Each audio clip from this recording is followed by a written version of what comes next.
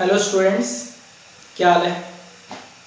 देखिए बेटे, अपनों ने अभी तक जो प्लांट रिप्रोडक्शन अपना लेसन चल रहा है या पादप प्रजनन, जिसके बारे में आप पादप जनन के बारे में बात कर रहे थे, और पेड़ पौधों के अंदर या प्लांट्स में कौन से जनन के बारे में बात कर रहे हैं। अपने प्लांट्स के अंदर अपने बेटे बात कर रहे हैं वो है सेक्सुअल रिप्रोडक्शन, या फिर अपने बात कर रहे हैं लैंगिक जनन के बारे में।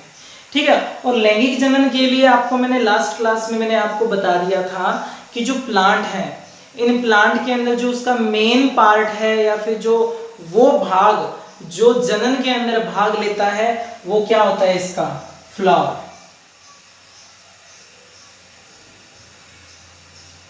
फ्लावर यानी पुष्प, इसके बारे में बात कर रहे थे। ठीक है। अब मैं इसके संरचना क्या थी, इसके कौन कौन से भाग थे उसके बारे में मैंने पढ़ लिया, कौन कौन से इसके फ्लावर के पार्ट्स थे वो मैंने आपको पढ़ा दिया था। आज अपने बात करेंगे कुछ, इस टॉपिक को अपने दो अलग अलग पार्ट में लेके चलते हैं।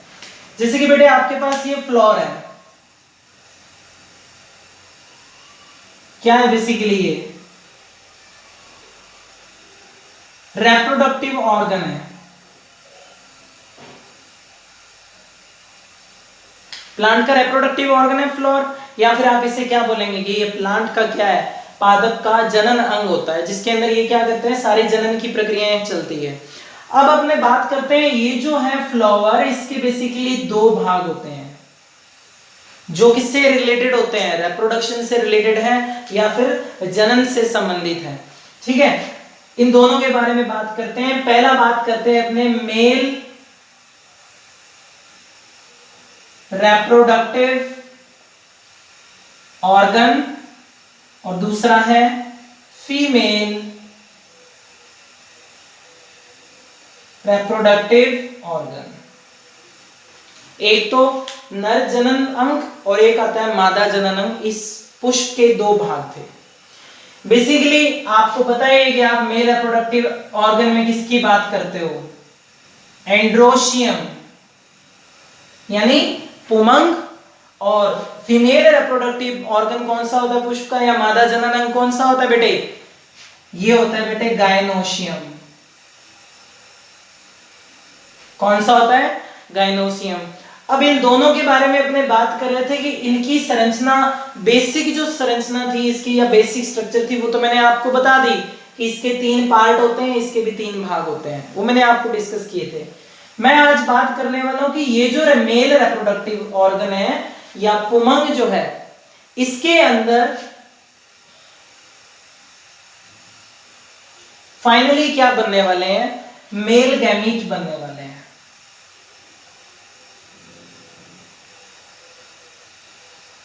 मेल गैमीट यानी नर युग्मक बनने वाले हैं।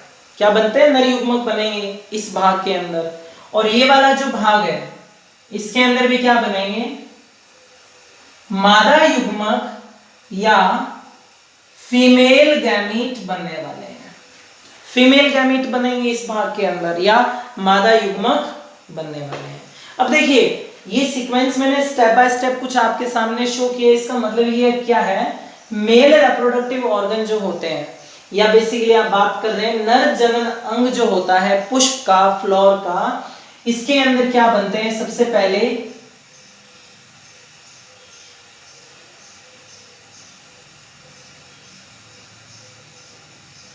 मेल गैमेटोफाइट नाम की कोई एक संरचना है, एक स्ट्रक्चर है, वो डेवलप होगी। सबसे पहले वो बनेगा जिसे आप क्या कहते हैं, नर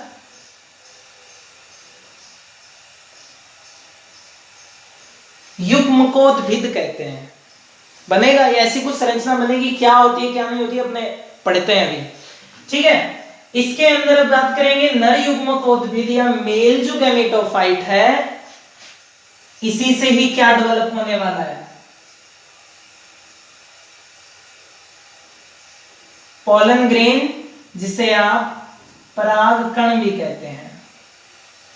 क्या विकसित होगा, परागकण या पोलन ग्रेन विकसित होंगे। ये भी कोई संरचना है। और इस पोलन ग्रेन के अंदर या परागकण के अंदर आपको क्या मिलते हैं, मेल गैमीट यानी नर युग्मक मिलते हैं। अब इसी सीक्वेंस में चलने वाले हैं बेटे अपने, ठीक है। ऐसे ही अपने यहां पर बात करेंगे। आपको सबसे पहले क्या मिलेगा, थोड़ा इसको मैं ऊपर लिख देता हूं इसको, फीमेल गैमेटोफाइट या जो फीमेल रिप्रोडक्टिव ऑर्गन है, पुष्प का जो मादा जनन अंग होता है, जिसे आप जायांग भी कहते हैं, स्त्री केसर इसके भाग है, इनके अंदर क्या बनने वाला है, यहां पर ऐसे कलरफुल पेंसिल लिख देते हैं अपने, क्या बनेगा यहां पे, इनके अंदर एक स्पेशल स्ट्रक्चर बनती है जिसे आप क्या कहते हैं, फीमेल गैमेटोफाइट कहेंगे। मेल गैमेटोफाइट को नर युग्मकोद्भिद और फीमेल गैमेटोफाइट को मादा युग्मकोद्भिद कहते हैं। मादा युग्मकोद्भिद बना दिया। जिस तरीके से यहां पर मेल गैमेटोफाइट किसमें विकसित हुआ, किसमें डेवलप हुआ, पोलन ग्रेन में हुआ था, परागकण में, वैसे ही फीमेल गैमेटोफाइट जो होता है यहां पर, जिसके अंदर जहां पर इन फ्यूचर फीमेल गैमेट बनने वाले हैं, वो अब किसमें विकसित होने वाला है,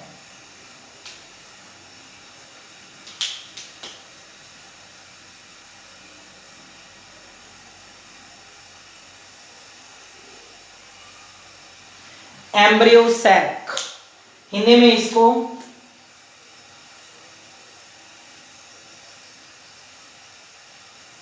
भ्रूण कोश कहते हैं। क्या कहते हैं, भ्रूण कोश, ये बनेगा।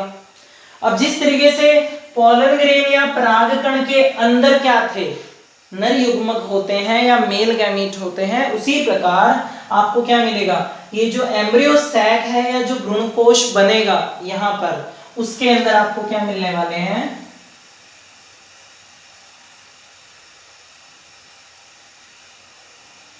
फीमेल गैमीट या मादा युग्मक मिलेंगे। क्या मिलेंगे, मादा युग्मक मिलेंगे। बस बेटे इस टॉपिक में अपने यहां से स्टार्ट करने वाले हैं। फ्लोवर के अंदर पहले ये सीक्वेंस पढ़ेंगे पूरा यहां तक कि मेल रिप्रोडक्टिव ऑर्गन कौन सा है, उसकी स्ट्रक्चर पार्ट्स पढ़ेंगे, इंटरनल स्ट्रक्चर पढ़ेंगे, आंतरिक संरचना पढ़ेंगे। फिर ये क्या होता है, इसका मेल गैमेटोफाइट या ये जो नर युग्मकोद्भिद होता है, इसका विकास कैसे होगा, इसकी संरचना कैसी होती है, यानी इसका डेवलपमेंट स्ट्रक्चर सब पढ़ेंगे। फिर इसके बाद में अपने pollen grain, how pollen grains are produced, pollen grain या परागकण कैसे बनेंगे, इनकी संरचना कैसी होती है वो पढ़ेंगे। और इसके बाद में आप कंटिन्यूअसली क्या पढ़ेंगे कि इस पोलन ग्रेन या परागकण में मेल गैमीट कैसे बनते हैं या फिर नर युग्मक कैसे बनेंगे, इनके बारे में अपने पढ़ेंगे। अब आता है अगला, इस तरह सेम सीक्वेंस में यहां पर भी अपने पढ़ेंगे कि जो फ्लावर है पुष्प, इसके अंदर मादा जनन अंग जो होता है, फीमेल रिप्रोडक्टिव ऑर्गन है ना, इसके अंदर मादा युग्मकोद्भिद कैसे विकसित होगा, कैसे डेवलप होगा, वो पढ़ेंगे अपने। और इसके बाद पढ़ेंगे कि इसके अंदर एम्ब्रियो सैक या भ्रूणकोश कैसे विकसित होगा, इसका डेवलपमेंट कैसे होगा, उसकी स्ट्रक्चर संरचना क्या है वो पढ़ेंगे। और लास्ट में अपने पढ़ेंगे कि इस भ्रूणकोश या एम्ब्रियो सैक में फीमेल गैमेटोफाइट या मादा युग्मक कैसे बनते, फीमेल गैमेट या मादा युग्मक कैसे बनते हैं, इनकी कैसी संरचना होती है, कितने प्रकार के होते हैं, स्ट्रक्चर, फंक्शन, सब चीजें अपने पढ़ेंगे। ये बेटा एक छोटा सा आपका क्राइटेरिया है, इसको लेके अपने चलने वाले हैं कि how gametes are produced in plants for sex during sexual reproduction, यानी जो पादप हैं पेड़ पौधों के अंदर लैंगिक जनन के दौरान नर और मादा युग्मक कैसे विकसित होते हैं, उसके बारे में अपने ये टॉपिक यहाँ पर डिस्कस करने वाले हैं। ठीक है, आप इसका स्क्रीनशॉट ले सकते हो और कॉपी में एक फ्लो चार्ट बनाने के लिए। ठीक है बेटे, नेक्स्ट अपने बात करते हैं, सबसे पहले अपने बात करेंगे, अब अपना टॉपिक चलने वाला है मेल रिप्रोडक्टिव ऑर्गन, ये पढ़ेंगे और उसके अंदर पढ़ेंगे मेल गैमेटोफाइट क्या होता है, कैसे बनता है, उसके बारे में अपने बात करते हैं। सबसे पहले अपना टॉपिक आता है बेटे male reproductive organ of flower. Basically मैंने आपको बताया है फ्लावर जो होता है इस फ्लावर के अंदर आपको मेल रिप्रोडक्टिव ऑर्गन कौन सा मिलता है? अभी अभी बता के गया हूं, एंड्रोशियम यानी पुमंग। ये नर जनन अंग होता है पुष्प का, एंड्रोशियम। अब इस एंड्रोशियम में देखो, कोई भी फ्लावर है, आप इस फ्लावर के बारे में बात कर रहे हैं, इस फ्लावर में आपको 1 2 3 4 5 6 इस तरीके से वेरी करता है। अलग अलग प्लांट, अलग अलग फ्लावर, अलग अलग स्पीसीज के अंदर आपको इनका नंबर अलग अलग मिलता है। एक single unit is called as, एक सिंगल जो यूनिट होती है एंड्रोशियम की या इस पुमंग की एक इकाई को आप क्या बोलते हैं? पुंकेसर।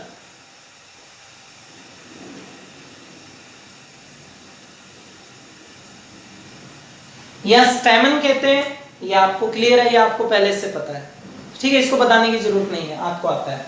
अब इसके बाद में अपने बात करते हैं, कोई भी स्टेमन या पुंकेसर जो होता है बेटे, इसके बेसिकली आपको क्या मिलते हैं?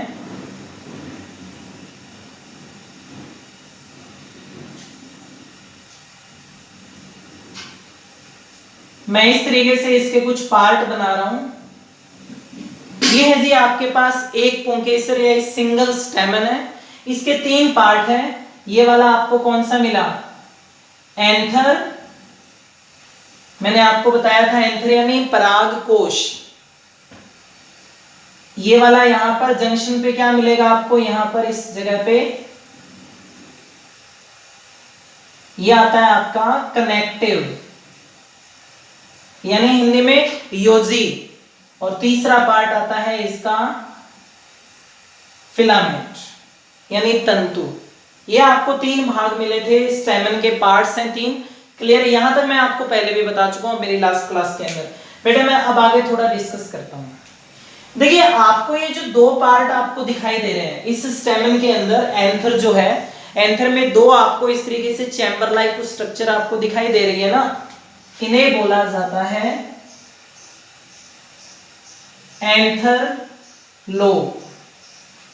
क्या बोलते हैं? एंथर लोब कहते हैं या पराग पाली, पालियां बोलते हैं, कटोरी लाइक स्ट्रक्चर जैसे कुछ पाली बोला जाता है। या 2 आपको दिखाई दे रही है।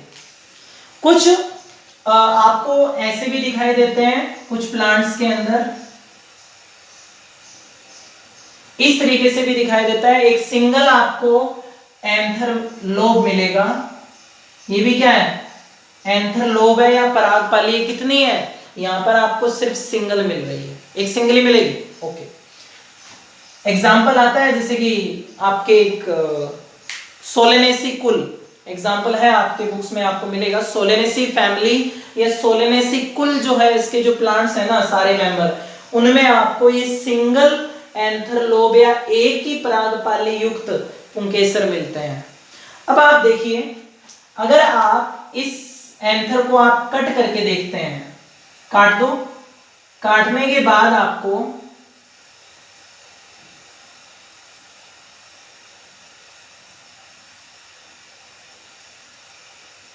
इस तरीके से आपको कुछ चैम्बर दिखाई देंगे।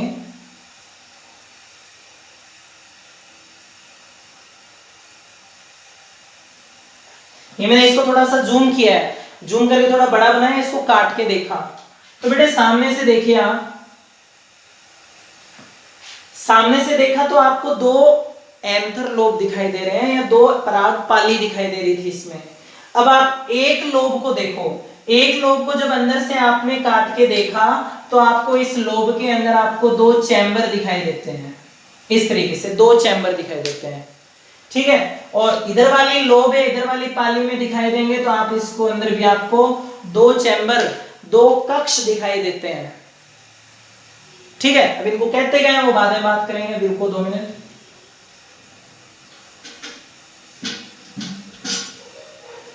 अब देखिए, इसको रफ करते हैं एक बार। ये जो आपको हर एक पाली जो है या 1 एंथर लोब है, इसके अंदर आपको क्या मिलती है, दो आपको चैम्बर दिखाई दे रहे हैं, इन दोनों चैम्बर को क्या बोला जाता है बेटे, कॉन्टिन्यूसली बता रहा हूं पहले इंग्लिश मीडियम के लिए कि ये जो चैम्बर्स हैं इनको बोला जाता है माइक्रोस्पोरेंजिया। क्या कहते हैं इनको, माइक्रोस्पोरेंजिया। क्यों कहते हैं, क्योंकि इन्हीं के अंदर इन फ्यूचर क्या बनने वाले हैं, माइक्रोस्पोर बनते हैं, इसलिए इसको माइक्रोस्पोरेंजिया कहते हैं इन चैम्बर को। एक दूसरा और नेम आता है और पोलन सैक। क्या बोलते हैं, पोलन सैक बोलते हैं इन चैम्बर को। सैक का मतलब होता है जैसे कि कोई पाउच लाइक स्ट्रक्चर, थैली जैसी कोई संरचना, ठीक है। पोलन सैक इसलिए बोलते हैं क्योंकि जो माइक्रोस्पोर यहां बने थे वही अब फ्यूचर में क्या होने वाले हैं, किस में कन्वर्ट होने वाले हैं, इस पोलन ग्रेन में कन्वर्ट हो जाते हैं, इसीलिए इनको माइक्रोस्पोरेंजिया को पोलन सैक भी कहेंगे। हिंदी मीडियम के लिए माइक्रोस्पोरेंजिया जो है इसके लिए नेम आता है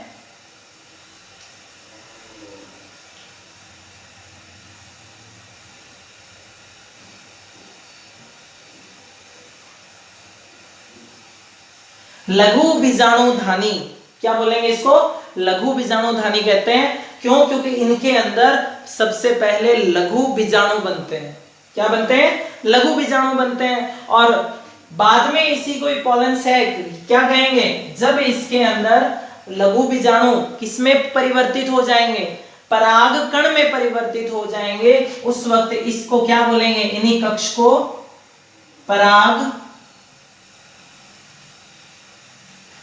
परागधानी कहते हैं। क्या कहते हैं, परागधानी कहते हैं, क्योंकि जब इनमें परागकण बनेंगे। तो मैं आपको कह सकता हूं कि मोस्ट ऑफ प्लांट, अधिकतर पौधों में आपको इस तरीके से दो एंथर लोब दिखाई देते हैं, और हर एक एंथर लोब में आपको दो माइक्रोस्पोरेंजिया मिलेगी। दो है ना, इसमें भी दो है। दोनों जो एंथर लोब होते हैं आपस में देखो जुड़े हुए हैं, किसकी हेल्प से जुड़े होते हैं, यहाँ पे सेंटर में आपको क्या मिलेगा, इस तरीके से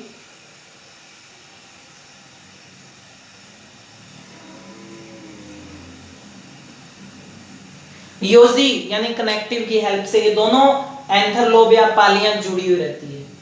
मैंने यहाँ पर लिखा है, और आप इस पे कट करके देखेंगे ना तो यहाँ पे आपको दिखाई देगा। अब इसके बाद में देखो बेटे ध्यान से, वो एंथर जिसके अंदर आपको दो इस तरीके से आपको एंथर लोब मिल रहे हैं, जिसमें आपको दो एंथर लोब मिलते हैं, उसको बोला जाता है डाइथिकस। क्या बोलते हैं, डाइथिकस या द्विकोष्ठकी। क्या बोलते हैं, द्विकोष्ठकी परागकोश, डाइथिकस एंथर।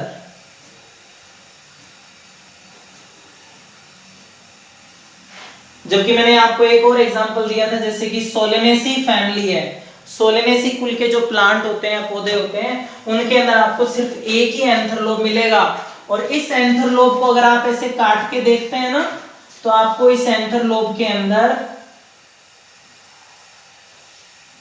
भी आपको इस तरीके से दो क्या मिलने वाली है, आपको दो छोटी छोटी क्या मिलेगी, इसके अंदर भी लघु बीजाणुधानी या माइक्रोस्पोरेंजिया इस एक में भी मिलेगी, दो ही चैम्बर मिलेंगे इस एक सिंगल में भी, ठीक है।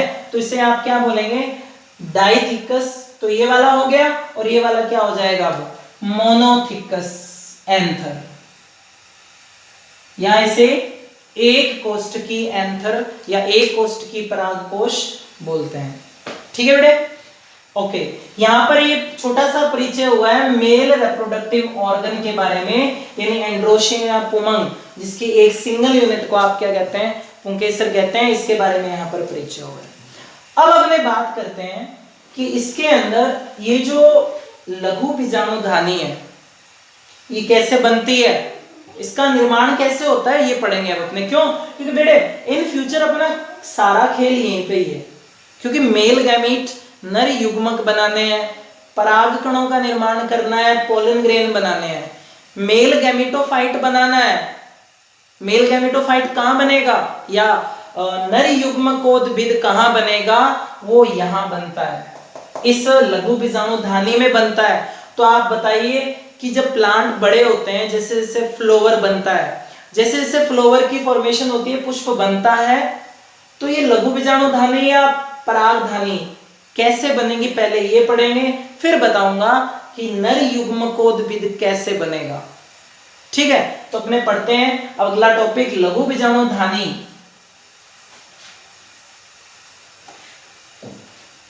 क्या हेडिंग आएगी आपकी बेटे? हिंदी में बोल रहा हूं पहले, लघु बीजाणुधानी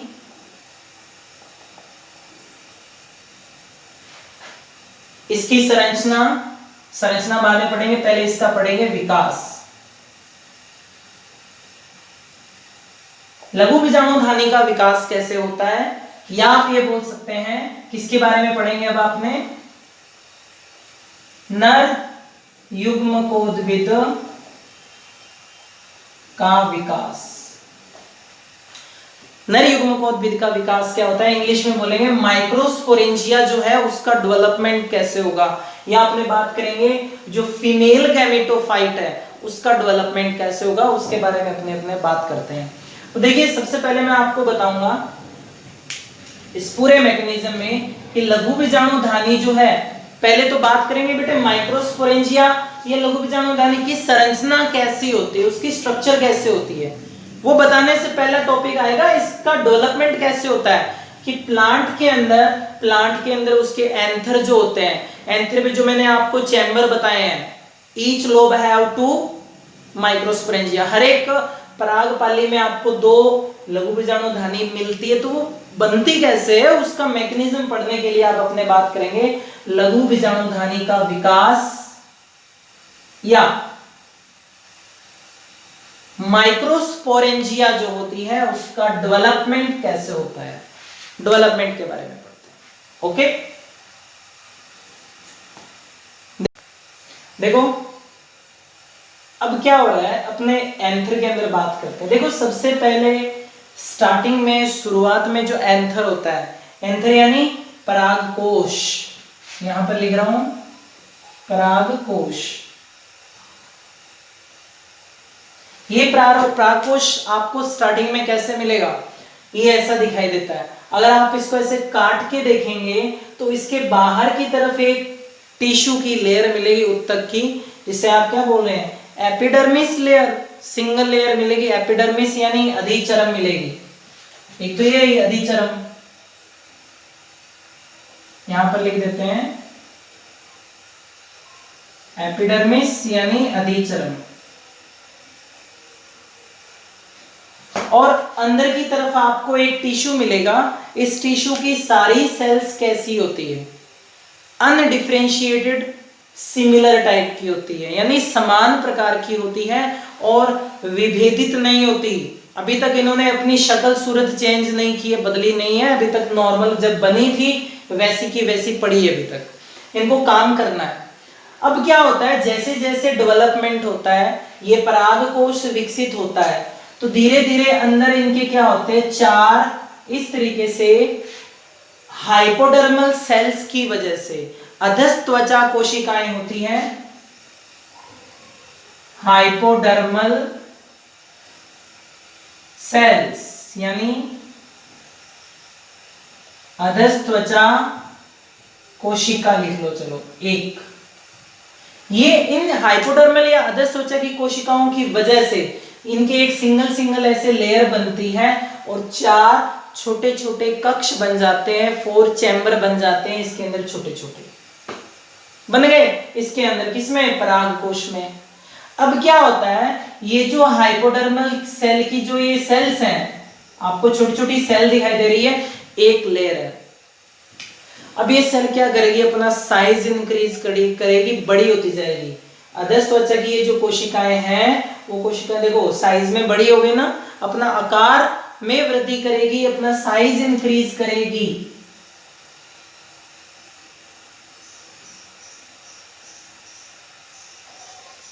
ग्रोथ इन साइज, आकार में वृद्धि करेगी। आपको पता है कोई चीज बड़ी हो रही है, आकार में वृद्धि कर रही है, तो वो अंदर अपने बहुत सारे पोषक तत्वों में भी वृद्धि करती है, अपना न्यूट्रिएंट भी बढ़ा लेती है।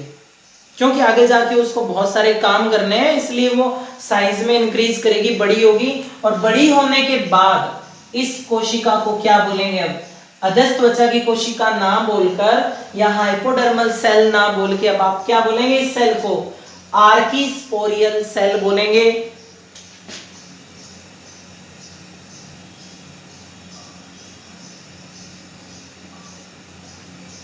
आर्कीस्पोरियल सेल, जिसे और क्या कह सकते हैं आप,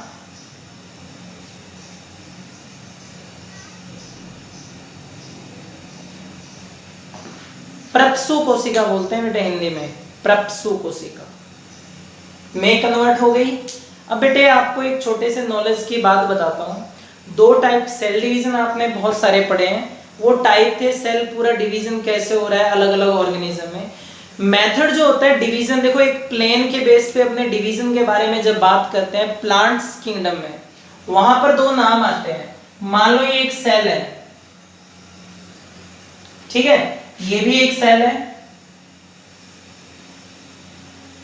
ये दोनों एक प्लेन में है, ये इनकी सरफेस है, ये इनकी सतह है, ऐसे। अगर सेल डिवीजन इस इनकी सतह के, ये जो इनकी सरफेस होती है, इस सरफेस के पैरेलल में होता है, समांतर क्रम में अगर विभाजन होता है, तो इसे आप क्या बोलेंगे, जैसे ऐसे मान लो ऐसे विभाजन करेगी और सेल, और कैसे बन जाएगी, दो सेल ये बन गई और दो सेल ये बन गई। यानी इस तरीके का जो विभाजन हो रहा है, डिवीजन हो रहा है, उसको बोलते हैं बेटे पेरिक्लाइनल डिवीजन। क्या बोलते हैं इसको, पेरिक्लाइनल डिवीजन बोलते हैं। हिंदी में बोला जाता है परिणत विभाजन।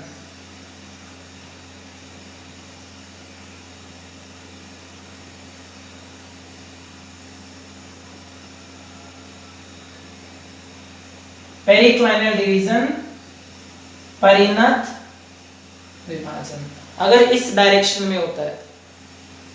दूसरा आता है एंटीक्लाइनल डिवीजन, एडी, जिसको मैंने यहां लिखा है, जिसे बोलते हैं अपनत विभाजन।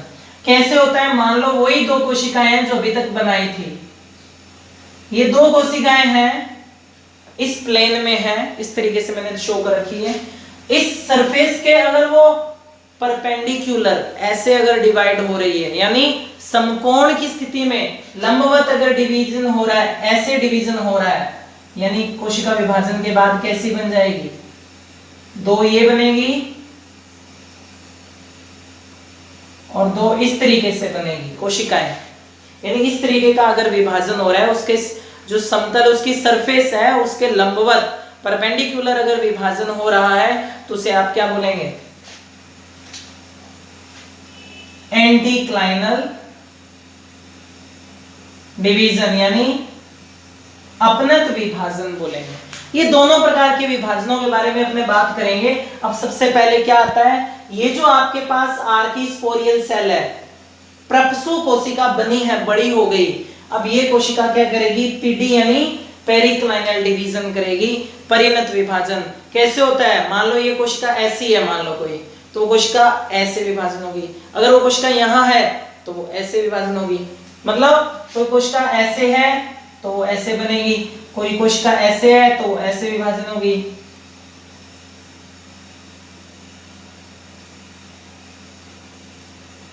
इस तरीके से विभाजन होती है सारी कोशिकाएं। और जब ये कोशिकाएं पेरिक्लाइनल डिवीजन कर लेगी, अपरिणत विभाजन कर लेगी, करने के बाद में एक छोटी कोशिका और एक बड़ी कोशिका बनाती है। इर्रेगुलर या अनियमित डिवीजन होता है, इर्रेगुलर डिवीजन से बनती है ऐसी कोशिकाएं। सेल डिवीजन में आपने 11th में पढ़ा है। तो क्या हो गया, बन गई बाहर वाली छोटी कोशिका जो होती है, छोटी सेल, स्मॉल साइज की, उसे तो आप बोलेंगे प्राइमरी पैराइटल सेल। पेरिक्लाइनल या परिणत विभाजन से बेटे दो कोशिकाएं बनेगी, एक कोशिका बनेगी प्राइमरी,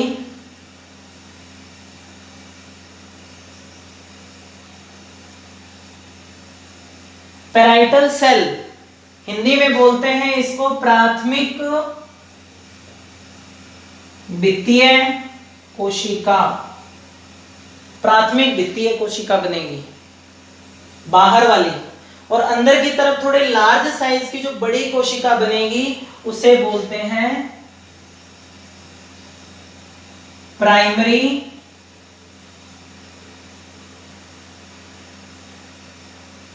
स्पोरोजीनस सेल।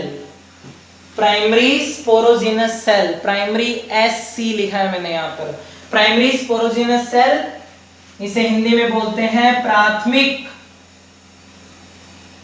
बीजाणुजन कोशिका।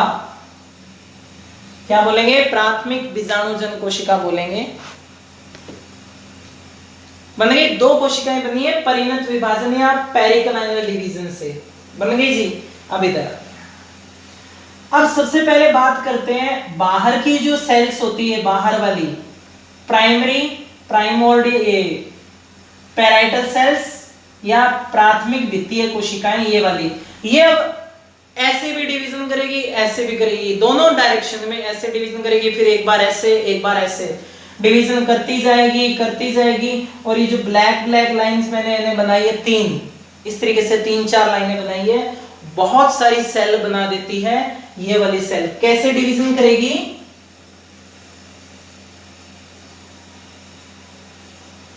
एंटीक्लाइनल डिवीजन या अपनत विभाजन। एंटीक्लाइनल डिवीजन और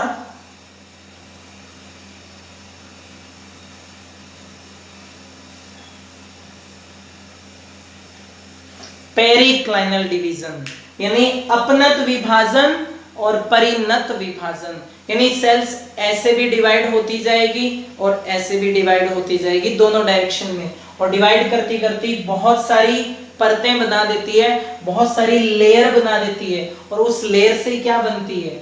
जो ये एंथर होता है, उस एंथर की वॉल बनती है, भित्ति बनती है, दीवार बनती है। क्या बन जाती है?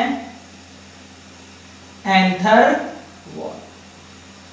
एंथर की या पराग कोश की जो भित्ति होती है ना, वो भित्ति बन जाएगी, एंथर वॉल बन जाएगा।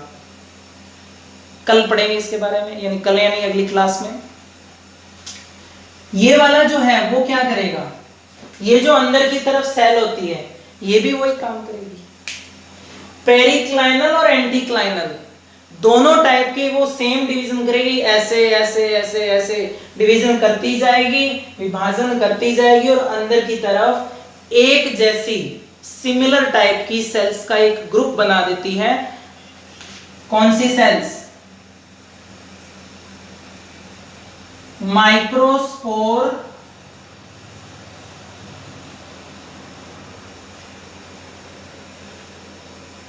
Mother cells.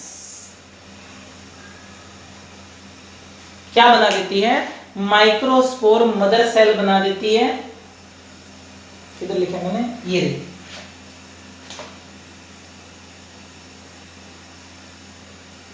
MMC बोलते हैं इनको, MMC microspore mother cell. Anther wall को बेटे बोलते हैं हिंदी में पराग भित्ति, और इधर बात करेंगे माइक्रोस्पोर मदर को बोलते हैं MMC। हिंदी में बोल देता हूं, आप लिख सकते हो, इसको नोट डाउन कर लेना। माइक्रोस्पोर यानी लघु बीजाणु, उनकी मदर सेल यानी मात्र कोशिका। माइक्रोस्पोर मदर सेल को बोलते हैं बेटे MMC की फुल फॉर्म हिंदी में होती है लघु बीजाणु मात्र कोशिकाएं बना देती है सेंटर में, और इनके चारों ओर क्या बन जाती है? पूरी की पूरी क्या बन जाएगी? ये एक एंथर वॉल, पराग कोश की भित्ति बन जाती है। अब आप देखिए यहां पर क्या डिवीजन किया था आपने? एंटीक्लाइनल डिवीजन और पेरिक्लाइनल डिवीजन किए थे, तो ये बना।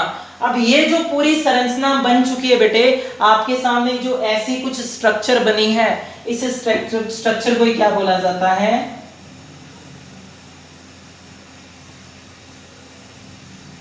माइक्रोस्पोरेंजिया या